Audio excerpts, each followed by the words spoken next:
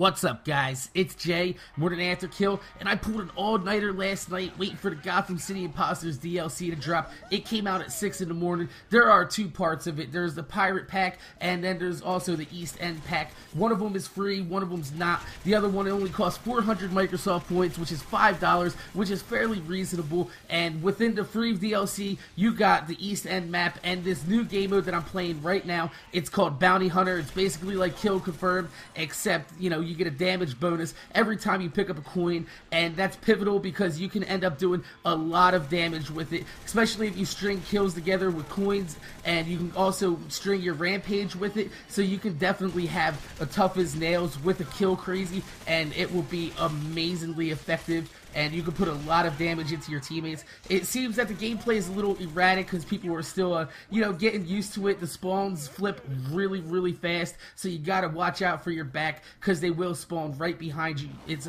not like right behind you, but maybe on your flanks, so you gotta be careful about that. I don't have any East End footage right now. The only footage I had earlier was us just screwing around with the parrot gun, freeze ray, and conch shells. I will have some footage of that for you in a bit. You're going to see some really funny kills while we're freezing people and then using the conch shells to blow them down. And it actually works. You can kill people with the conch shell if they have under 5 damage. It is freaking hilarious. And speaking of hilarious, the parrot gun, I should say, the blunderbuss, boarding party, whatever you want to call it, is hilarious. It's kind of annoying, but if you want to talk about annoying, I want to talk about the new fun fact that they put in the game. It's called Rummy, and it cancels out not only the parrot gun, but it also cancels out the deep freezer, makes it so you can't freeze people, and I think that's a shame because the deep freezer is one of the weapons in the game that actually is a little bit harder to use, and you gotta use a little bit of skill with it, and you can't just run around and badass it unless you're really good with it. And I think to put a hard counter in for a gun that's already not the greatest is just a little bit silly, especially when the deep freeze gun is a really fun gun to use, and you don't really want to take that away and alienate a whole type of group. And the deep freeze gun is like a niche weapon. A lot of people that use it are really good with it, so it's kind of terrible to see that they would put a hard counter in for a weapon that is not as effective as all the other ones.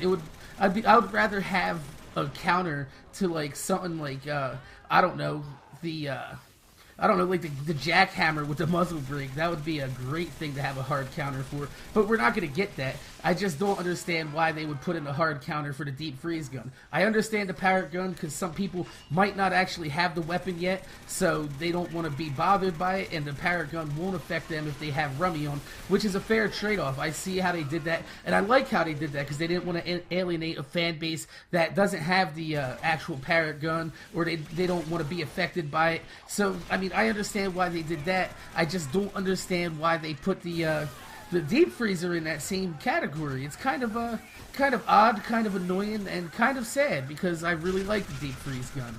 But also, speaking of annoying, is the Kingmaker headshot challenges were reset for everybody that doesn't have gold already on their Kingmaker, which is also very kind of it's kind of fucked up indeed, because I did have the headshot challenge done. Although the headshot challenge was glitched, every kill you got counted as a headshot. But the fact that is, there's some of us that do have headshots with the gun without having without having to get the kill. We also got the kills legitimately with the headshots that we earned, and I think it's kind of messed up that they would take all the actual headshots away.